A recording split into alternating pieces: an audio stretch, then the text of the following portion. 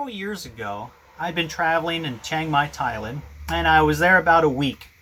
But it was short enough that I didn't want to spend the money, and I was there visiting some friends and going to some meetings, but it was short enough that I didn't want to spend the money to buy a Thailand SIM card.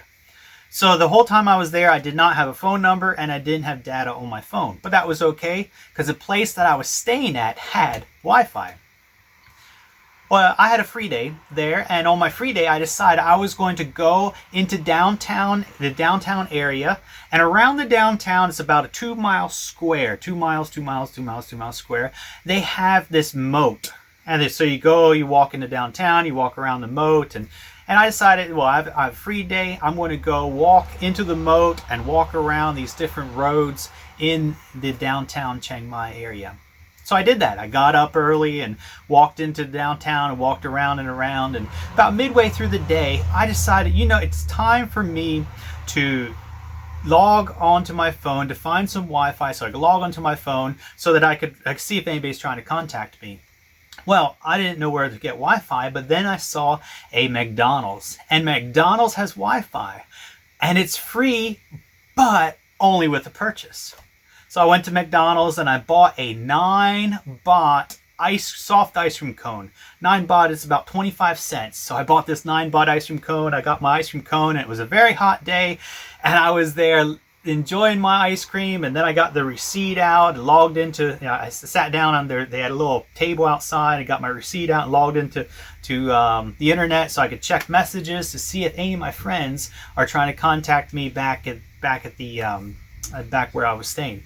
So I did that, and there was no important messages. Nobody was trying to contact me, but I still had my 9 baht ice cream cone. So I'm there enjoying my 9 baht ice cream cone and looking at the news and doing this, doing that, and then somebody sits right across the table from me. There wasn't that many tables, but there was this young lady that came and sat right across the table. And so I'm there licking my ice cream cone, and then I looked at her and I thought, I bet she's Chinese. And she also had a 9 baht ice cream cone, and I could tell that she got her receipt out and she got the code on the receipt and also used that to log into her phone. And I realized, she's a tourist and she's doing exactly what I'm doing. Bought the ice cream cone so she could use the internet. And so I'm there, and I decided, I'm going to see if she's Chinese. So I'm going to say a couple of Chinese words to her. So I did. I said, hey, ni hao ma, ni xianzai zhenmiyang, and started to say a few words in Chinese to her. Well, she turns and looks at me and, whoa, you speak Chinese. Whoa, that is so neat. Anyway, that opened up a door for conversation. I was able to converse back and forth with her.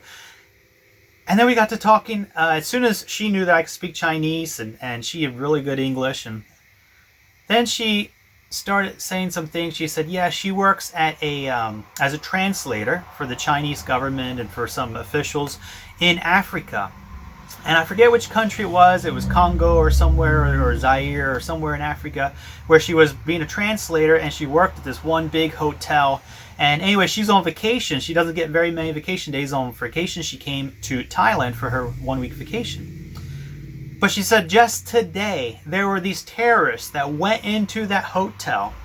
And I know what she was talking about because I also was seeing the same news on my phone. And she said terrorists went into that hotel and they killed 3 Chinese people, 3 Chinese executives. And those were her friends. And she said she was supposed to be there translating for that team. But because of her holiday, she's now in Chiang Mai, Thailand on vacation.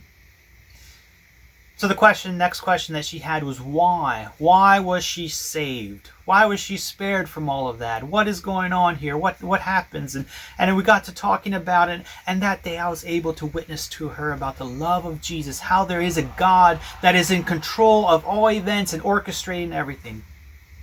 Well, we talked and talked and talked, and pretty soon the ice cream cones were gone, and it's evening, the sun is setting, and actually it's starting to get dark, and I realized I had a long way back.